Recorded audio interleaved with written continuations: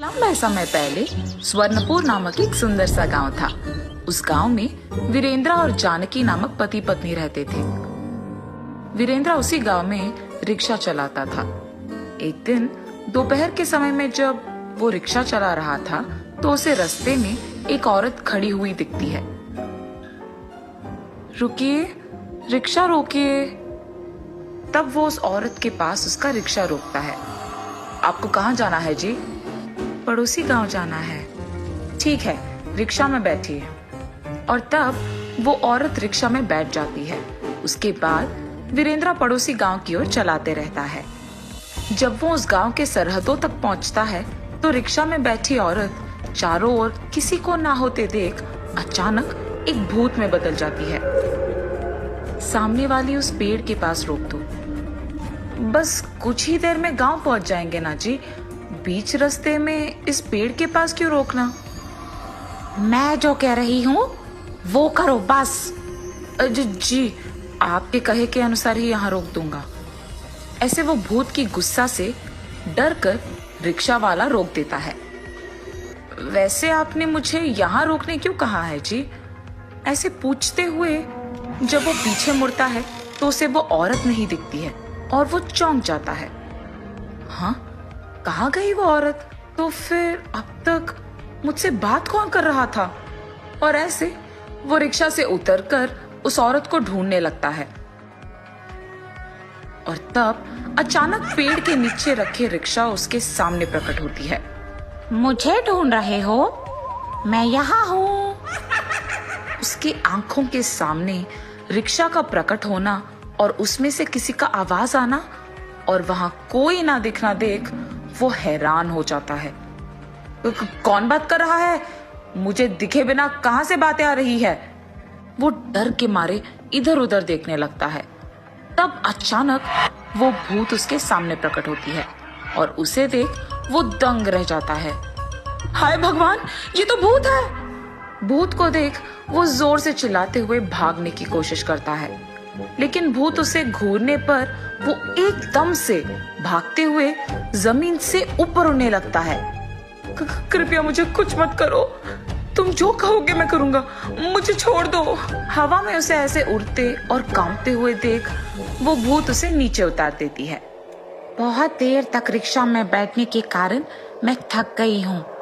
तुम पंखे से हवा मारो और मैं आराम करूंगी। ये कह के वो उसकी मांत्रिक शक्ति से एक पंखे को प्रकट करती है और उसके हाथ में देती है।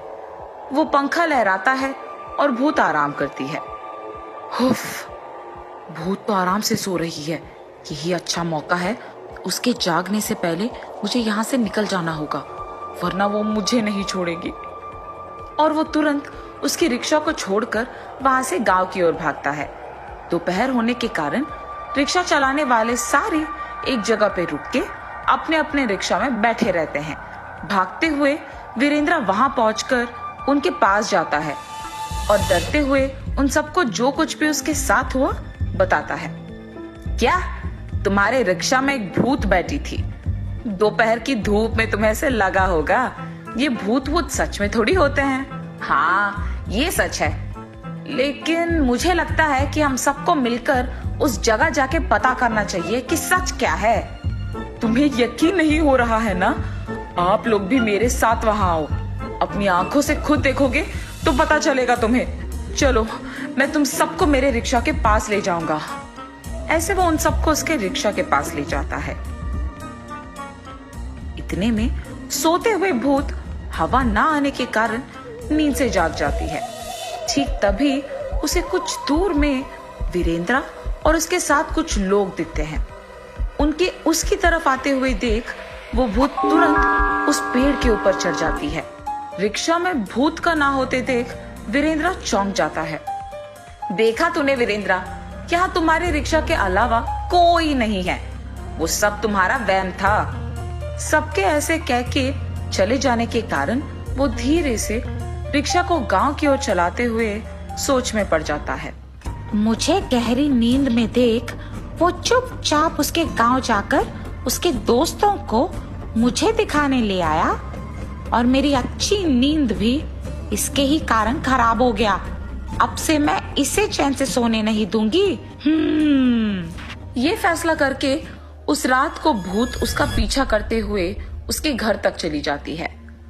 पति पत्नी को अच्छी नींद में सोते हुए देख वो भूत रिक्शा की घंटी जोर जोर से बजाती रहती है। घंटी की आवाज सुनकर दोनों अचानक नींद से जाग उठते हैं। सुनिए, इस समय में रिक्शा की घंटी कौन बजा रहा होगा? चलिए देखते हैं। और ऐसे दोनों डरते हुए खिड़की से बाहर झांकते हैं। अपने आप रिक्शा की घंटी का बजना ही नहीं बल्कि रिक्शा भी अपने आप वीरेंद्रा के घर के चक्कर मार रही थी। और उस रिक्शा में एक भयानक भूत को बैठे देख वो दोनों दंग रह जाते हैं।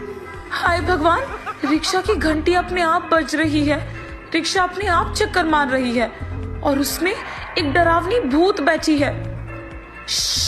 जोर से मत बात करो जानकी, वो सुन लेगी। उस रात को डर के मारे पति पत्नी दोनों सो नहीं पाते हैं और खिड़की से उस भूत को देखते ही रहते हैं। सुबह होते ही वो भूत उनके सामने ही गायब हो जाती है। डर के कारण वो दोनों घर से पूरा दिन बाहर नहीं निकलते हैं। ऐसे ही वो भूत हर रोज रात को उनके घर की चक्कर मारते हुए और रिक्शा की घंटी बजाते हुए उन्हें सोने नहीं देती है। इस कारण वीरेंद्रा रिक्शा चलाना ही बंद कर देता है। कुछ दिनों से वीरेंद्रा रिक्शा चलाने नहीं आ रहा है, न जाने क्यों। उसके घर जाके पता करेंगे कि वो ठीक है कि नहीं। चलो। और ऐसे वो रिक्शा वाले सारे वीरेंद्रा के घर जाते हैं। वीरेंद्रा, क्या हुआ तुम्हें? कुछ दिनों से काम नहीं कर रहे हो। ये पूछने पर वीरेंद्रा उन्हें सब सच बताता है। तुम डरो मत वीरेंद्रा, आज रात हम भी यहीं रुकेंगे और हमारे साथ ही इस गांव के तांत्रिक को भी ले आएंगे। और तब वो उस गांव के तांत्रिक के पास जाकर उन्हें सब कुछ समझाते हैं और उन्हें उनके साथ ले आते हैं। हर रोज रात की तरह ही उस रात भी वो भूत घंटी बजाते हुए और घर के चक्कर मारते हुए रहती है। उस रिक्शा में एक भूत को बैठे देख सभी आश्चर्यचकित हो जाते हैं। तांत्रिक उस भूत को उसकी तांत्रिक शक्ति से एक बोतल में बंद करके उसे उसके साथ ले जाता है। उस तांत्रिक की सहायता से वो उस भयानक भूत से छुटकारा पाते हैं और तब से पति पत्नी दोनों खुशी से जीते हैं।